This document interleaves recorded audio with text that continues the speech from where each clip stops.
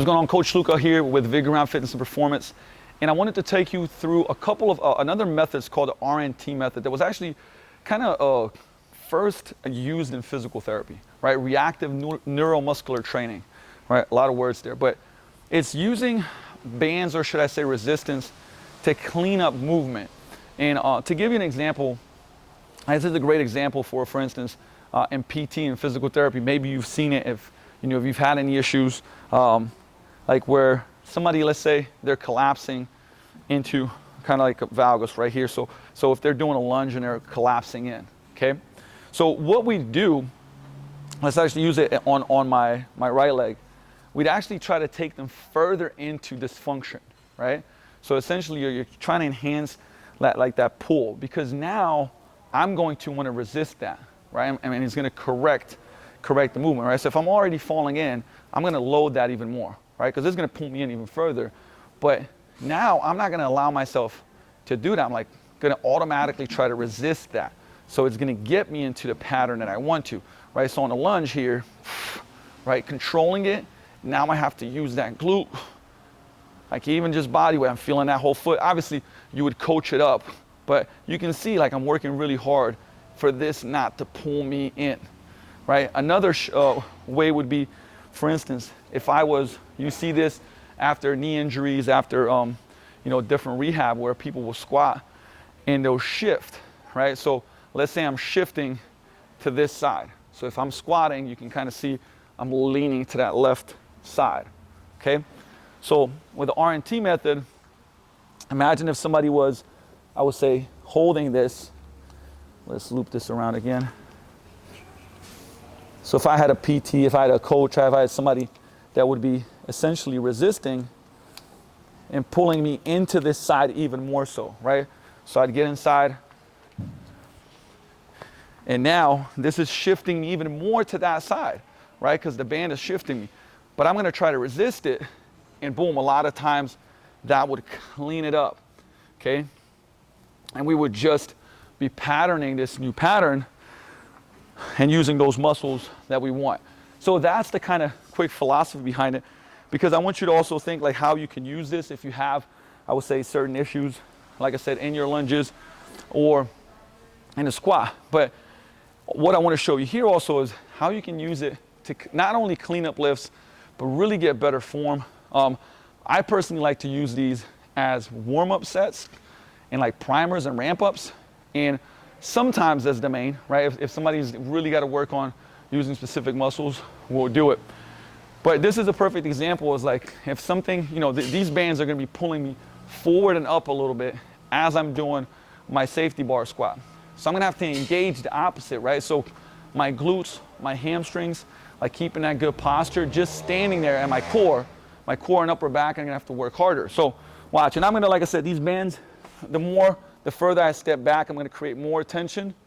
Usually they'd actually be even more loaded. I wouldn't have to step out as far, right? But I'm going to load it. I'm going to posture up. And now, I have way more tension. Even at the top, like there's no relaxation. It's pulling me forward. This is almost like a plank at the top working.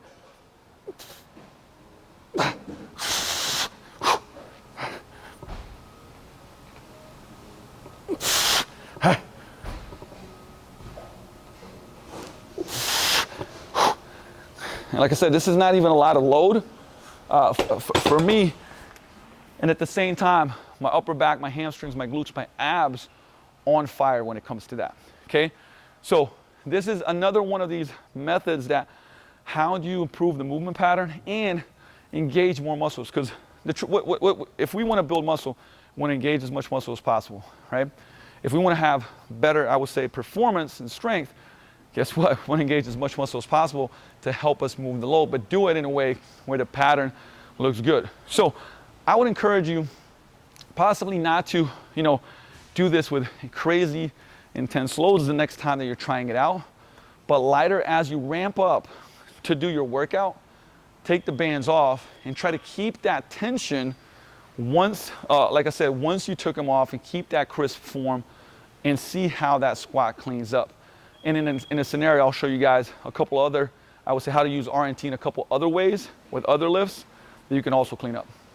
Another example of using the RNT method, here we're going to show 2 exercises because they're in the same position, so that way it makes it a little bit more simple, is the deadlift and a bent over row. Now, so with the deadlift, a lot of times, we're trying to teach keeping those lats down, what I like to say, crushing the orange in your armpit, right, and keeping it close to the body. So lat tension, core tension, and not losing that, right? Because with the deadlift, as soon as you lose those lats and the bar flies out a little bit, you're stressing your low back, you got more shear in the upper, like you're not gonna be able to push the ground away and I would say lift as much weight and do it in a safe way.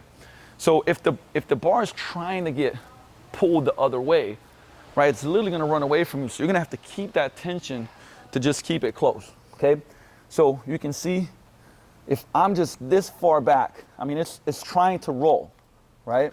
So we're feeding the dysfunction here, okay? Which means that I'm gonna have to really use the lats right now. I mean, I'm not even moving here. And even at the top, you can see how I gotta keep that tension. I gotta keep the bar close.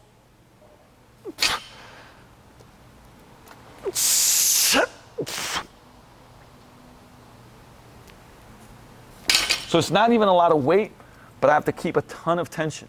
Now, if I was doing a bent over row, like a dead stop position here, same thing. And like I said, if this was an assistance supplement exercise,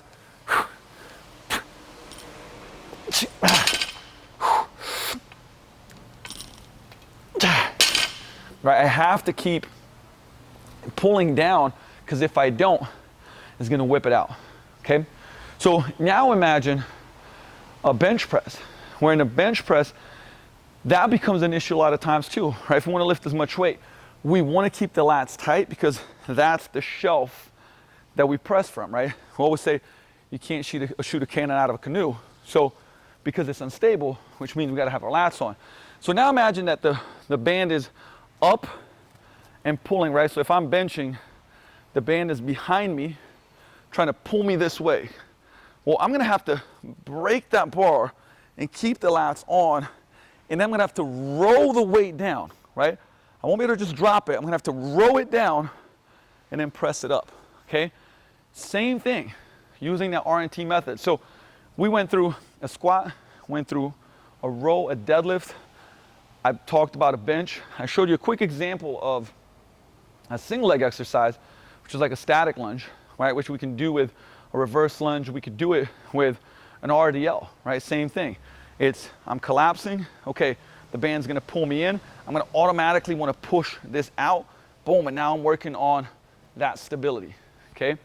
So you can see using the reactive neuromuscular training method how, like I said, it transitions from kind of physical therapy world, how we can use it to clean up form, get more tension. And like I said, I love to use these especially as like ramp up sets, primers, teaching methods. Not to say that they can't be used as a main exercise, but like I said, we want to get people to be able to repattern things, right? So if they're not doing it well, we keep using this method so they repattern it, and once we take it away, they still have that great form, they still have the muscles firing that we want.